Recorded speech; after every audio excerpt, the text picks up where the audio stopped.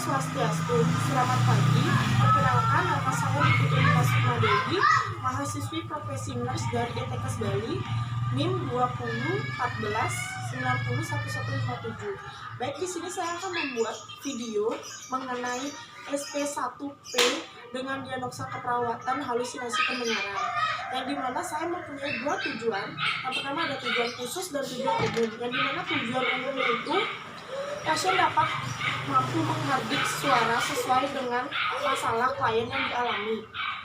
Kedua ada tujuan khusus, yaitu ada 4. Yang pertama itu ada guna hubungan saling percaya dengan pasien. Kedua, pasien dapat mengidentifikasi isi halusinasi tersebut. Ketiga, pasien dapat mengetahui frekuensi halusinasi tersebut. Dan terakhir, pasien dapat mengontrol halusinasi tersebut. Baik, di sini saya juga akan menjelaskan tentang SP1P dengan diagnosa halusinasi pendengaran. 1. Membina hubungan saling percaya. 2. Mengidentifikasi jenis halusinasi pasien. 3. Mengidentifikasi isi halusinasi pasien. 4. Mengidentifikasi waktu halusinasi pasien. 5. Mengidentifikasi frekuensi halusinasi pasien. 6. Mengidentifikasi situasi yang menimbulkan halusinasi tersebut. 7. Mengidentifikasi respon pasien terhadap halusinasi. 8. Mengajarkan pasien menghardik halusinasi. 9. Mengajarkan pasien memasukkan cara menghardik halusinasi dalam jadwal kegiatan harian. Selamat pagi Ibu, perkenalkan nama saya Putri Lina Sukmadewi, mahasiswi profesi nurse dari ETKS Bali. Di sini saya bertugas di ruangan Drupadi pada pagi hari ini. Jam tugas saya dari jam 7 pagi sampai jam setengah 2 siang.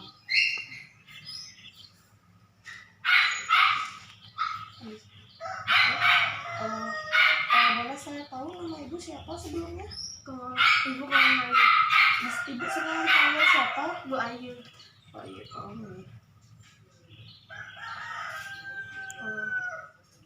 bagaimana perasaan Ibu hari ini? Saya merasa takut dan cemas. Saya tidak bisa tidur karena mendengar orang tidur dengan nyenyak. Kenapa bisa tidur tidak nyenyak, Ibu? Saya masih mendengar suara itu seperti orang marah-marah.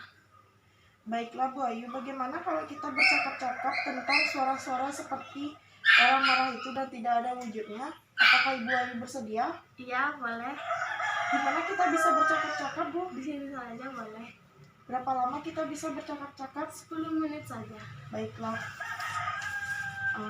Apakah Bu Ayu mendengar suara-suara tanpa wujud? Iya, saya mendengarnya.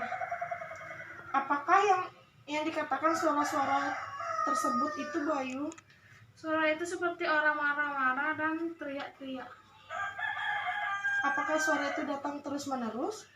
Suara itu datangnya tidak menentu, Dek. Kadang datangnya siang atau kadang datangnya malam. Kapan paling sering suara itu datang, Bu? Di malam hari. Berapa kali sehari suara itu bisa Tidak datang? menentu. Pada keadaan apa suara itu datang, Bu? Saat saya sedang sendiri. Apa yang Ibu Ayu rasakan setelah mendengar suara tersebut? Saya takut. Suara itu datang seperti orang marah-marah. Saya kesal karena suara itu selalu datang. Apakah dengan cara itu, apa yang Ibu Ayu lakukan supaya suara-suara itu tidak terdengar lagi? Saya kadang menutup telinga dan memukulnya agar suara itu tidak terdengar lagi. Apakah dengan cara itu suara tersebut hilang? Tidak.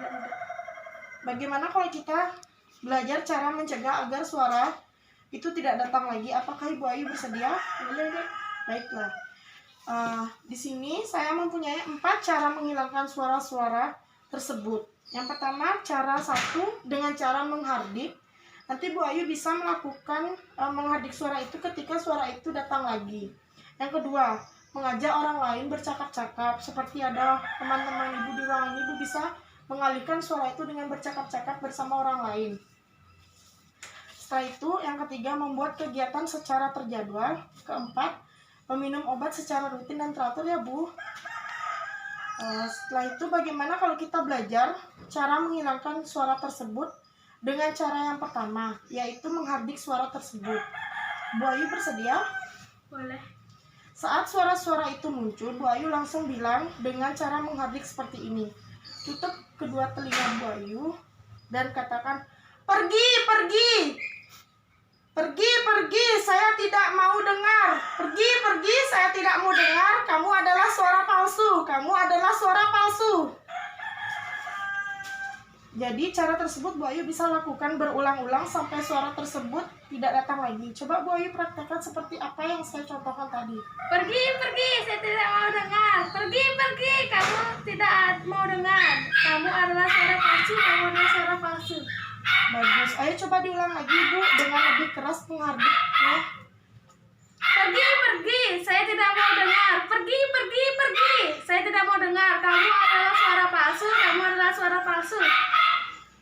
Nah seperti itu Bu ya. Jika nanti suara-suara itu datang lagi, langsung Bu Ayu menghardiknya seperti cara yang tadi saya berikan sampai suara itu hilang.